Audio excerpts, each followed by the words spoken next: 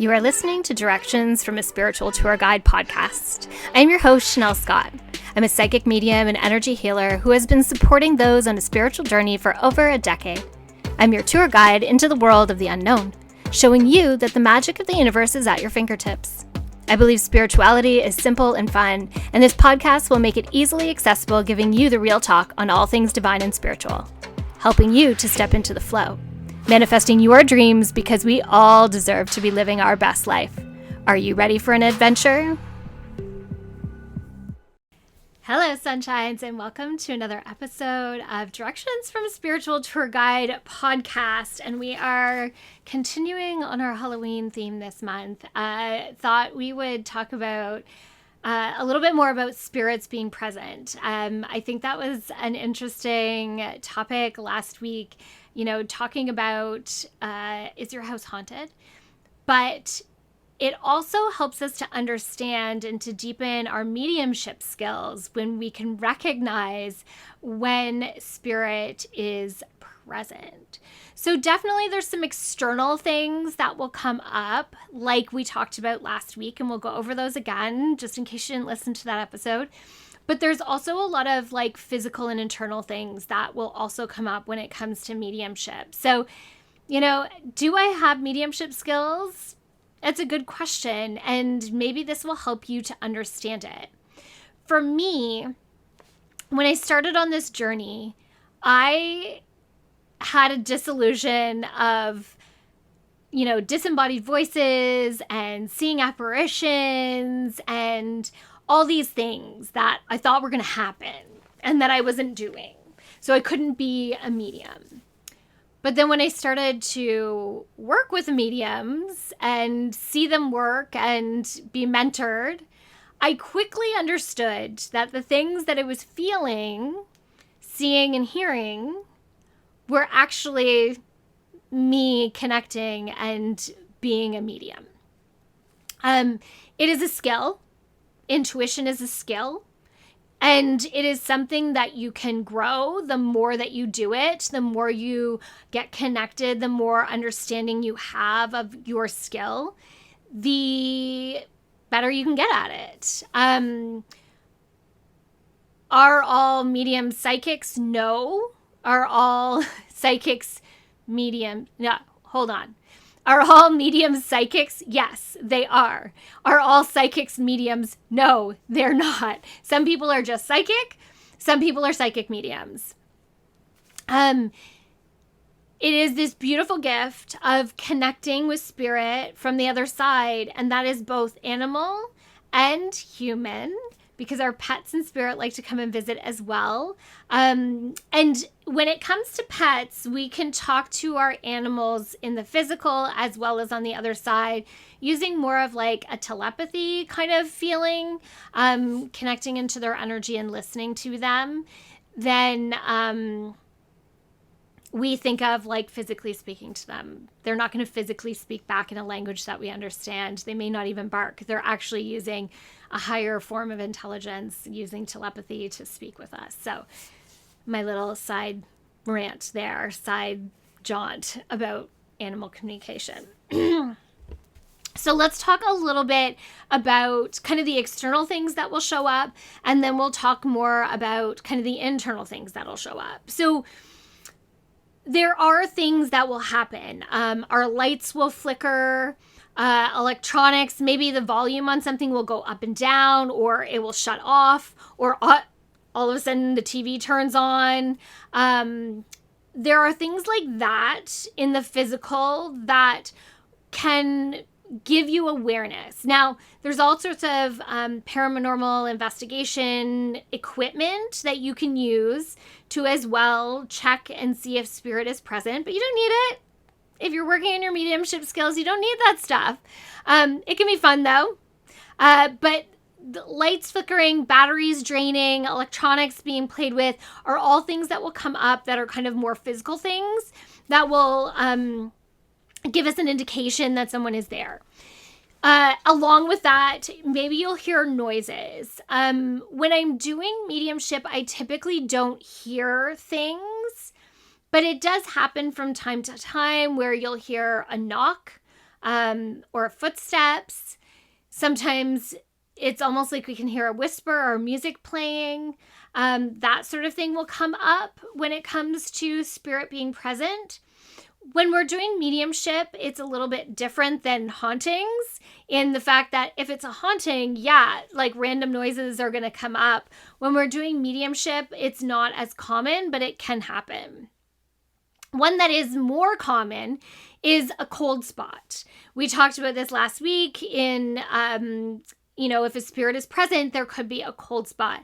This often happens to me when I'm connecting with spirit. My hands will get really cold, or I'll get really cold. I'll have to put on a sweater. I know I'm done because all of a sudden I'll be like so hot and I'm like, okay, I'm done. There's no more spirit because it's not cold in here anymore for me. But you might actually, be moving and feel a cold spot.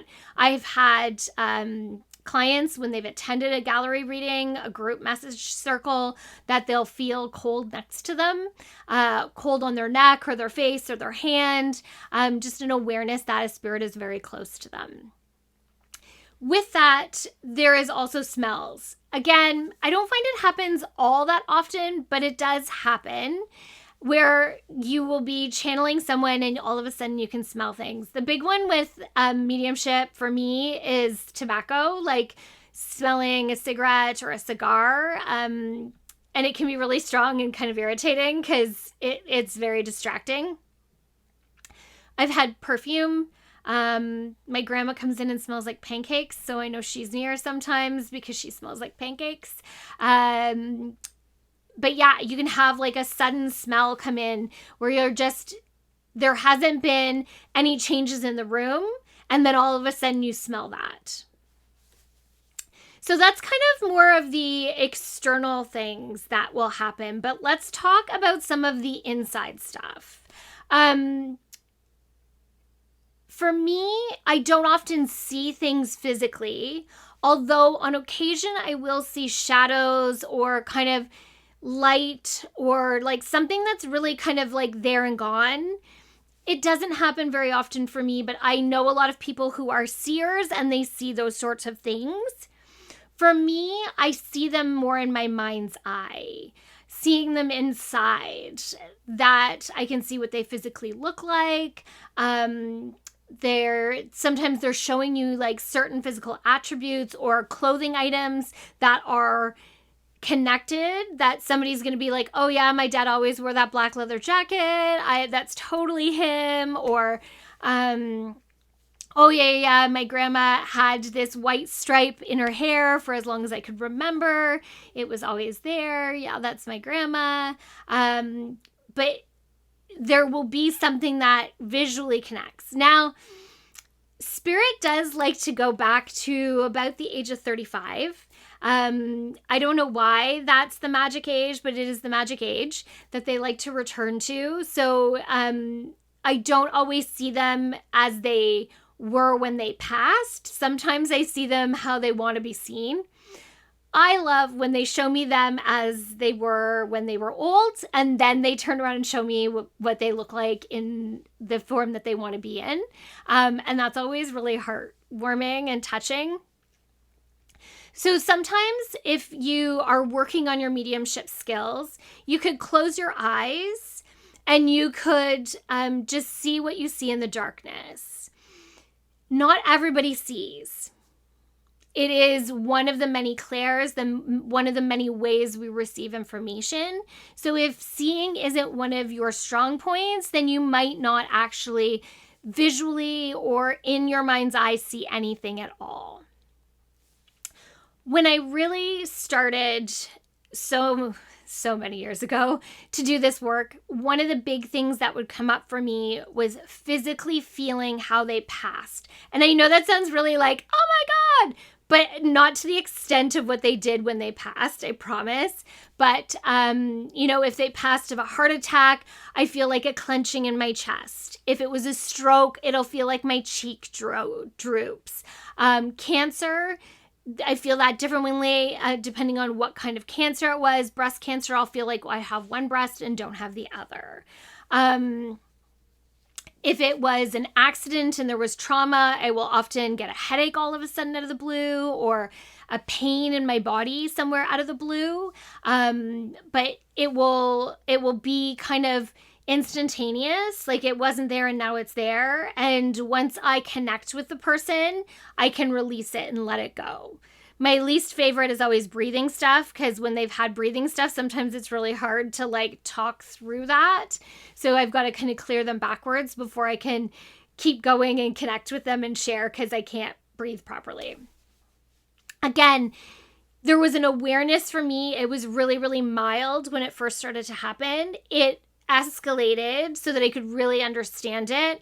And now that doesn't really happen that often at all. It will happen, but it's not as predominant for me as it used to be when I channel spirit. So, but it is something that can be really helpful, because being able to tell someone how someone passed is very validating.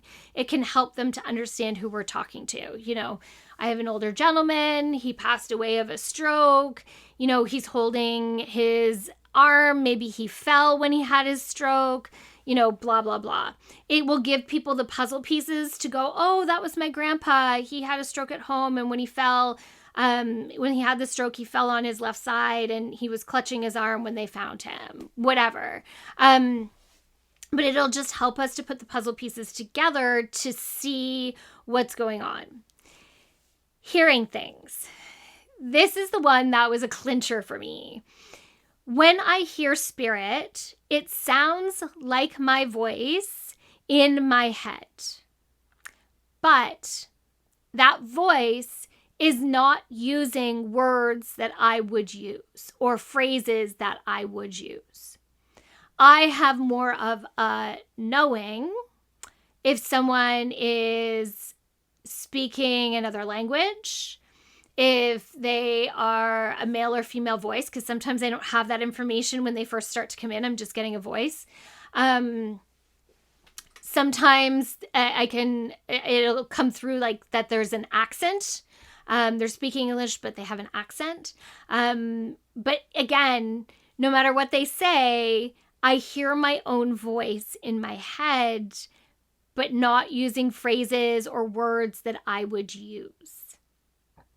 I think that was the biggest point for me in realizing how much I was receiving, and I was just brushing it off because I thought it was, you know, something in my own head. So I really encourage you, and I know it can be hard. I know it can be hard, but I really encourage you to just trust. When you have a thought of someone that has passed and you get a message, something that they would have said, it is them speaking to you. It is often them sharing a message with you, and we brush it off as like, oh yeah, they would have totally said that. I can imagine them saying that. That is something they would have said back in the day, you know, whatever. But the reality is that they are probably saying it to you now in this moment, and you're just getting the message because you're open to receiving the message. Now, often for those that struggle with mediumship, or it's not a skill that is strong for them, spirit will come through your dreams, so that it's easier to connect to them. That is a really, really common thing. People will be like, oh, I had a dream of so-and-so. And I'm like, yeah, they came to just let you know that they're A-okay. So rather than doing some kind of mediumship yourself, you might just find that they come through the dream state because it's a really gentle and easy way to connect. Let's talk about being touched by spirit or feeling spirit, because I think this one freaks a lot of people out. It doesn't bother me at all. One of the houses I lived in had many times I had a sensation of someone sitting on the bed. So you'd be laying there or sitting there and you would definitely feel, and there's a difference. Like we also, the one house had a spirit cat that was the family's cat that passed away and would jump on the bed. And that's different. That is a very different feeling than somebody sitting on the bed. So I get that sensation. Someone's sitting down next to you on the bed, like, the bed dips down, like you can feel that. I often get touched on the head by spirit. I feel them like playing with my hair. I have felt them touch my back, my hand. It just feels like tingling. It feels like kind of a heightened awareness. It's not scary. It's really not scary at all. It's quite lovely. It's nothing to be afraid of. And again, please remember that you can set boundaries and you can tell spirit not to touch you. That's totally okay to do that. That is always an available option to you, to set the boundary of that. Let's talk about the other side of things. So I am not a fan of skeptics, not because of, I'll deal with them. I don't have a problem with that. But I am not somebody that will get into an argument or disagreement over my belief systems and their belief systems. If you don't believe in what I do, then don't come. That's okay. I'm all right with that. I won't judge you for your choices and your belief systems. Please don't harass me about mine. So one of the things that can really block the energy when we're doing mediumship is the need for validation. And that can be like the total skeptic, like, please tell me something that I didn't know. And I always have a fond, memory of someone who did that with me, that they came in and I'm like, look, you're a skeptic. Someone is here for you. You can open up your energy and let me share with you, and you can get this beautiful message, or we can just be done with it right now. And I'm happy to give you your money back for tonight. And he was like, no. Like, I'm open, blah, blah. And all of a sudden came gushing forward this beautiful message for him that he was so touched. He also was no longer a skeptic after that, but it opened up the energy. When we are a skeptic or we need something validated, it shuts down your energy. If you go into mediumship things and be like, well, I need my grandma to show me to say the phrase, giggles and wiggles, then the chances of that happening and the chances of your grandma coming through are probably lower than if you went in and said, Grandma, I really want you to come through today. Please come through and give me a message that will validate that it's you. Your spirit, your loved ones on the other side, always give you something to validate that it is them. Something that I wouldn't know to be able to tell you that is special, is unique, that is something that you will be able to go, yes, that is my loved one on the other side coming through. So know that they will validate themselves. If you want them to talk about something, then ask them, but be open to receiving it. Not like, if I don't hear this, it's not true. Because that attitude is what blocks the information from coming through. Another thing that I want to share about mediumship is it's not always who we think is going to come through that will come through. And this one's a hard one for people. I always get asked the same questions. Is my loved one on the other side? Did they cross over? And are they okay? Are they happy? Yes. Yes, they are. Everybody goes to the other side and they're happy. It's a great place over there. There's no time and space and you can do whatever you want. There's no calories. There's no jobs. There's just fun. Well, there's jobs, but in a good way. There's a lot of fun. It's good stuff. It's a good place. So, those questions, I know the answers to. I always tap into your family member to get them, but I know the answer.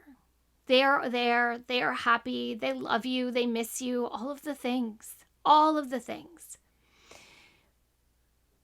When we are stuck that, we want somebody specific to come through and only that person to come through, and they don't show up, it can be really disappointing. And it can also make it so that you miss messages. I had a lady once at a gallery reading who was determined that somebody was coming through, and I had somebody else there for her. And she missed her message because of that. And the person that she wanted to come through didn't really come through for her. And it was a little heartbreaking, but you can't force people to take people from the other side. As much as I tried, it was a really tough session, and it was almost like I had to finally just kind of like tell their loved one that, I'm sorry, but this is the way that it is. So be open. It's always wild who comes through. And typically the person that comes through has a lesson, a life lesson, or a message for you. So, just be open to who's coming through for you. I think that's a lot about mediumship. If you are interested in learning more, I do mentorship as well. I do gallery readings in the Hamilton, Ontario area, kind of every other month-ish. So you can come and experience one if you want to experience one. It is a really cool thing to learn about. I do have a really short course in my Divine Map membership as well. As well, in the Divine Map community, I do monthly mentoring, and it's something that we often we discuss, and it's something we can work on in that group in the mentoring sessions. Those are in person, not in person, sorry. They are live online. The whole community is online, so you can join from wherever you are, and the mentoring sessions are kind of wide open, so you can ask the questions that you want to. It is a small group, so everybody tends to get dealt with and gets their questions answered. So it's a beautiful space. Check out my website if you want to learn more about Divine Map, or reach out if you want to learn more about mediumship. Cool. Thanks everybody for being here, for being part of my spiritual journey and allowing me to be your spiritual tour guide. From my heart and soul to yours. Until the next time. Bye now.